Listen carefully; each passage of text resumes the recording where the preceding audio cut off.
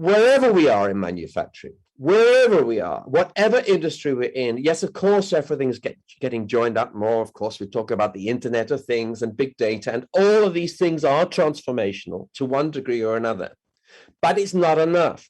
You can be absolutely integrated with all of your data and stuff still hits you. And we've seen that with COVID. Stuff happens. Geopolitical risks happen. Trade deals get cancelled. The lesson is this, that the world can change faster than you can hold a board meeting. So Industry 4.0 is not enough. We need to be looking further at what it means to be agile, resilient, and sustainable. You can have robots right through your factory. You can have every system you can imagine, perfectly optimized, lean and efficient, and suddenly something happens. See, robots can't innovate. They just can't do it. Here is an example of change.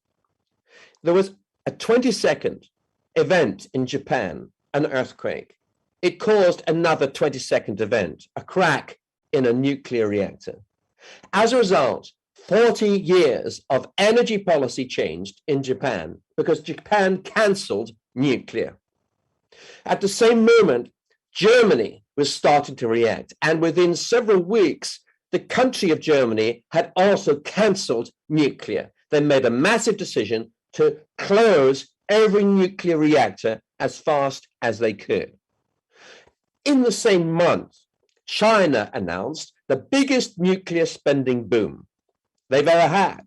The same happened in my country, in the UK.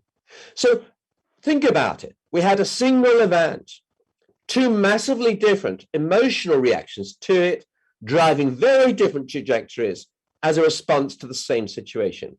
What we learned from this is that when it comes to things like the future of energy, the future of sustainability, I'm going to talk more about that in a moment, the future of waste control, the future of regulation, the future of whatever it is, there's one word that will dominate the future more than innovation, more than mechanization, more than digital, more than the Internet of Things, more than big data.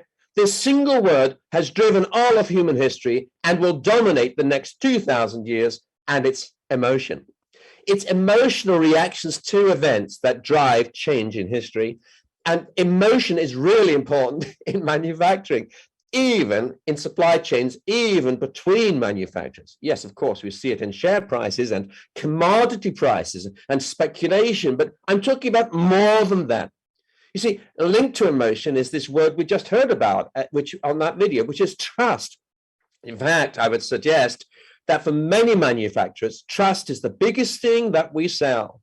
It's the ability to deliver what our client needs. It might be the retailer, but more likely it could be a satellite manufacturer. But we have the chips that they require. Without those chips, the entire production is paralyzed.